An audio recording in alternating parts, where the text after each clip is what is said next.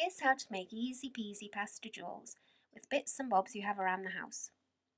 You will need some pasta with holes for threading, macaroni and penny are perfect, some paint and a paintbrush or spray paint, or you can use nail varnish, some wool or elastic or strips of fabric, and a pair of scissors.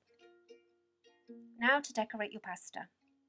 Make sure you protect your work area and wear some old clothes. Bobby's painting hers with nail varnish. You can put the pasta on a pencil or paintbrush and hold them in place with a little bit of blue tack or plasticine. This way you can turn the paintbrush and paint all the way around the pasta.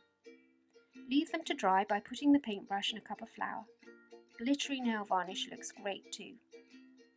You can paint yours with poster paints. Get creative and try some different techniques. But if you are going to get a bit wild, make sure you don't decorate your own clothes too. Or you can spray them with spray paint, but you need to ask a grown-up for help. We wore our masks. Now to play designer and create your own jewellery. For stringing your pasta, you can cut or tear a strip of fabric about 1 centimetre wide, or you can plait some wool, or use elastic string, just whatever you have to hand.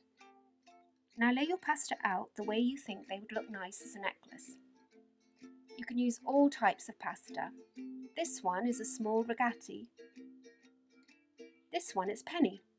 And this one looks like rickrack, and you can mix and match with other beads if you have any. Choose the string you are going to use. Make a knot at one end, leaving enough length so you can tie it to the other end later, at least 10 centimetres, and thread on your pasta beads. A top tip: if your string has a fuzzy end and it's hard to thread through the pasta, cut and twist the end so it's neat, and then paint a little nail varnish at the tip and let it dry. This will make it easy to thread through the holes. There are so many different designs you can create, and make pieces that reflect your own style.